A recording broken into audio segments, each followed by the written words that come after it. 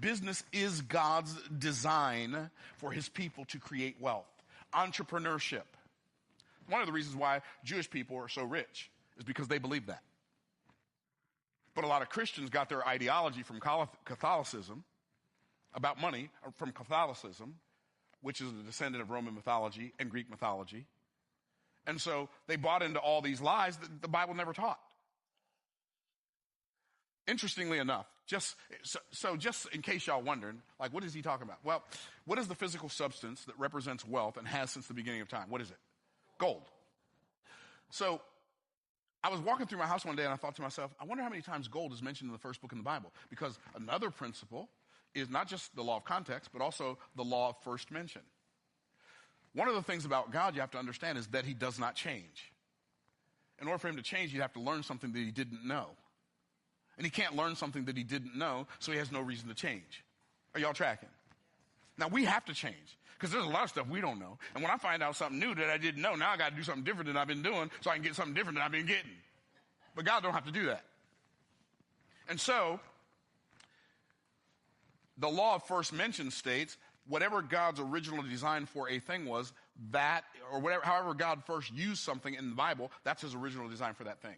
So I was walking through my house one day, I was thinking, I wonder how many times gold is mentioned in the book of Genesis. And I thought, man, it's got to be in there 500 times. And I looked it up, it wasn't in there 500 times. It wasn't in there 100 times. It wasn't in there 50 times. It was in there exactly 8 times. Gold is in the book of Genesis 8 times. So what does that tell us? Well, what it tells us is that I should go and look and see how gold is being used in context in those 8 times God mentions it first in Genesis. When I did that, I was blown away. I was like, wait, what? Because the first time it's mentioned, it's in Genesis chapter 2, verse 11 and 12, and it was talking about the Garden of Eden. Y'all remember the Garden of Eden, right? How many people were in the Garden of Eden again? I forget. What was the population of the Garden of Eden? 2. What was the relationship of those 2 people? Husband and wife. Okay, there are 2 people, they're husband and wife, and, wait a minute, there's more. God told them of every tree of the garden thou mayest freely eat. They could have everything they needed to sustain life for free. Freely. They got everything for free. Okay, cool. So there's 2 people. Everything's free. There's nothing for sale. There's nothing to buy. Why is he putting gold there in the Garden of Eden?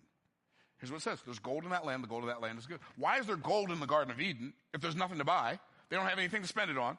Everything's free. Why? Because God wanted us to know, I believe, that opulence and abundance are natural in the environment for the children of the king.